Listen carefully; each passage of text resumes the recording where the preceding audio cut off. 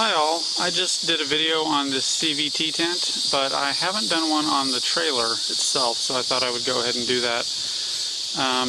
This is definitely my most ambitious project to date. It's a camping trailer for being pulled behind a Jeep or some other kind of off-road vehicle. I actually have a Toyota 4Runner, which is what I pull it with, but sometimes they're called Jeep trailers, sometimes they're called adventure trailers or just camping trailers.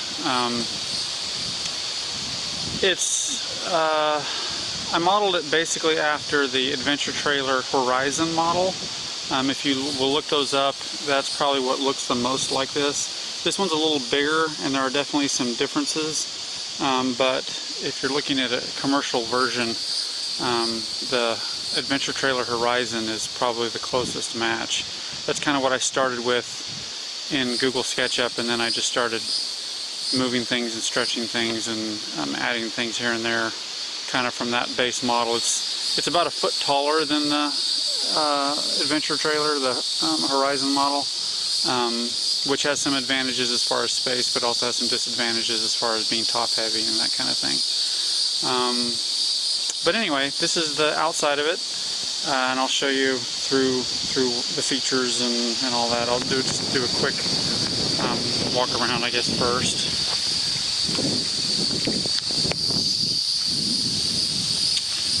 I basically made it out of scrap steel and some sheet metal.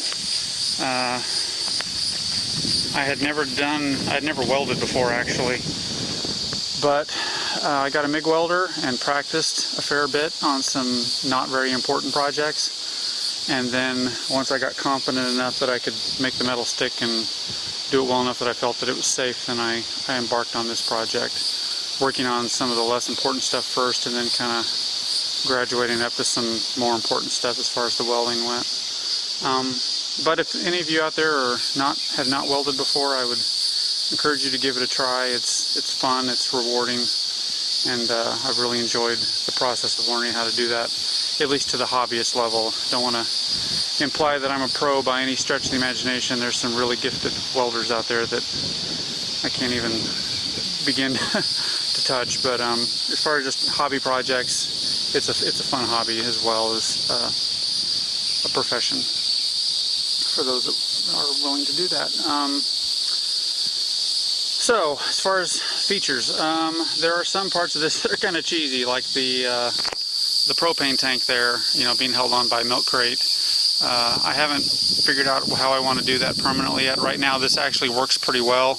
As some of you probably know, these 20-pound bottles are perfect size for these milk crates, so it's working, but it's pretty ugly and it's not secure as far as from theft or anything. So I would like to weld something up for that, but I haven't gotten around to that yet. This is definitely a work in progress, as most of my projects are, but I've used it a fair bit at this point and it's been working pretty well for me, so I thought I would go ahead and show you all.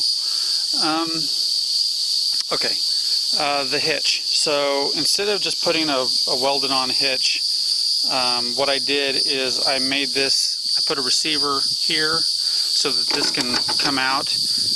The reason for that is for most of my uses, this type of standard 2-inch ball works great. But for some off-road purposes it wouldn't work so well, and so I wanted to be able to swap this out with a pintle hitch, so I can just pull this part out and then put a different one on for a pintle receiver and switch it on my truck as well, and I'm good to go for much more articulation in off-road applications. But for just normal highway, going to the state park kind of stuff, this works great. The jack is just standard one that spins on and off. I can just tuck it up underneath there and it works pretty well. I tried to put tie downs in places where I thought they would be useful, just welded or bolted those on. Of course, I've got a tongue box on the front. This holds my miscellaneous stuff, tools and tree savers, hoses. I've got a hot water heater in here actually, which I'll show you in a minute as far as where it goes, but it bolts on the side of the trailer for instant hot water. But that's what I basically keep in that box. On this side I've got my jack, I've got a shore power connection here, so I can plug in from at a campground or something. And I've got my water inlet there for just running the hose in. I've got little baskets on the back so I can keep wood blocks, which I find very useful for things like that. Just lots of little things they can be handy for. The side box here is kind of my miscellaneous, well, not really miscellaneous, it's my utility box. It's not very well organized. I apologize for that, but I've got power cords and mallets and axes and like my first aid kit, some ropes, duct tape, just whatever. A lot of miscellaneous stuff in here. Like I said, it's not really all that well organized, but maybe someday I'll get around to making that more like I like it as far as organization. I'll show you the other box while I'm outside. This is the kitchen box. Again, this one isn't terribly well organized, but it works for me for now. I've got everything I need in there to make pretty much anything I want. I mean, I've got a Dutch oven, so you can make almost anything in a Dutch oven. But I've also got some billy cans and enough plates and bowls and some dry goods for coffee and whatnot to keep me going for quite a while. Anything that I would want to cook, either with friends or with my family, I can pretty much make out of what's in here. I would like to get it better organized so I can pull stuff in and out. As it is, I've got to move stuff around if I want to pull certain things out. So I would like to get it more organized, like I have my camping boxes for the canoe and just regular camping, but I just haven't gotten around to building an organizer for this yet and getting everything situated. But for now it works. It's just a little disorganized.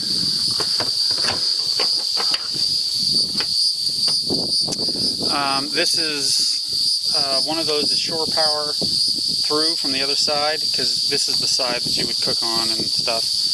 The other side is more of a utility side, and then the other is plugged into an inverter, so I can run AC off of batteries. I've also got 12 volt here and a USB charger here, so that's pretty popular with the kids and everybody else really, to charge up batteries or charge up cameras and phones and such. And then I've got pressurized cold water here. The hot water tank will hang right here when I use that, and it hooks up to the propane tank there and to this cold water outlet here, and it's just an instant hot water heater, so I can have hot water, which is really handy for like cleaning dishes, or if you've had a really sweaty day of hiking or whatever, to just take a quick shower outside if you're in a place where you can do that, or just put on swimming trunks or whatever and just wash off. It can be a real nice thing to have at the end of a hard day. Of course, on the back I have the spare tire, and then jack stands for stabilizing the whole rig, and also they're strong enough that I can lift the tires off the ground with them, so if I need to change a tire, then I can just use those instead of having to get the jack out. The jack is more for other things, off-roady type stuff. So this swings out like so. I've got a fire grate here for over a campfire if I want to cook that way. And then this drops down like so. I've got various lights here, so I can turn on floodlights on the outside if those are helpful for setting up camp. I have one on each side. Over there too. I've got internal lights, at least on the top. That can be handy occasionally, but honestly, you don't really need lights that much. Usually you have a headlamp on anyway, but still it's kind of handy to get stuff in and out. I've got the pump here that I can turn on for the outside water. There's a 20-gallon RV water tank inside in the front, and a 12-volt pump. So that's what drives the water pressure. And then I've got an inverter if I need to run power that way, and then the USB charger here that I can turn on and off. I've got a cooler there. Behind that I have the pump and the deep cycle battery and all that kind of stuff that I don't really need to get access to, since that would be hard to get to anyway. I've got these Rubbermaid tubs that I keep stuff in. For the most part, they're too deep. I keep, like clothes in one, food in one, the extra stuff for the CVT in another, and then another I can put extra clothes in for the kids or whatever. I've also got a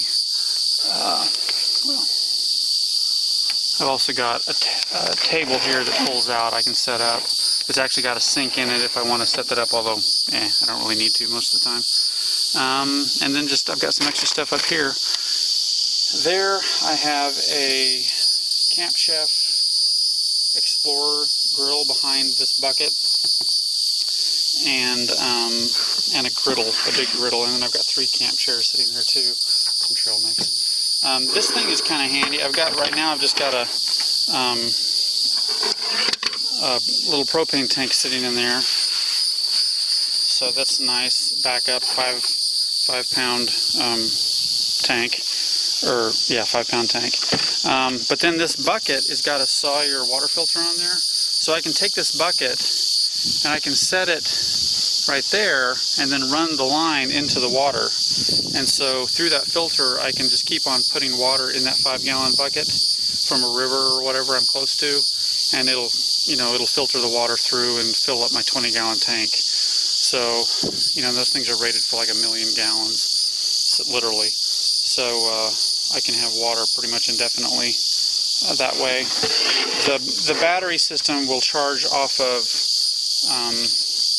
either the vehicle or shore power, like I said. So it's really not an issue keeping the battery charged up. I have enough room in there for a second deep cycle battery, but I've been gone for at least a week at a time and haven't had any need to do that. So I haven't had any need for extra battery, so I haven't put in an extra one yet.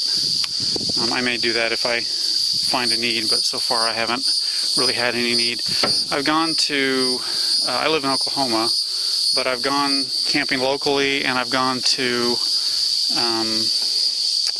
Moab with it, and to Colorado for about a week. So it worked fine. I didn't have any issues. I can take a family of 5 or 3 or 4 adults and get all their stuff in it pretty much. Of course, it depends on how you want to camp and what kind of stuff you want to take with you. If you want to do something a little bit closer to backpacking type stuff, then you don't need hardly any space. But if you want to do some kind of more luxurious car camping, then you take more stuff. But anyway, that's my trailer. I hope you all like it. Let me know if you have any questions. Like I said, if you're looking for a commercial version of something that you can go buy, the Adventure Trailer Horizon is what it most closely modeled after, although it has some definite variation. And then also I would suggest is you go look at expeditionportal.com. They've got a lot of people on there that have done some really amazing builds of their own travel trailers, or not travel trailers, but adventure trailers, and you can get some really great ideas on that site for how you might want to build your own, or ones that you can go buy or modify or whatever. So anyway, that's my latest big project. Hope you all like it, and let me know if you have any questions.